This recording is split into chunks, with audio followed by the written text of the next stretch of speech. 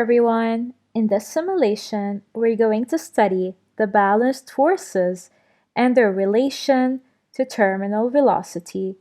Here you can see a cyclist riding a mountain bike on a flat road. Now we're going to consider the value of the forces acting on the bike. We'll click Go and watch the forces value. Notice that the forward force is about 150 and the backward force increases to reach 149. Let's click play. It reached 150. The forward and the backward forces are equal but opposite in direction, so they are balanced forces.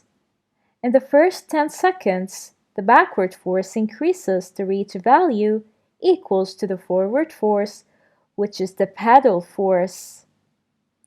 At the second part, which is from 10 to 20 seconds, the forces are balanced, and therefore the cyclist reached a constant velocity, which is equals to 4 meters per second.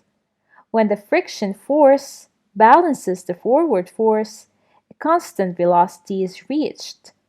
Scientists call this velocity the terminal velocity.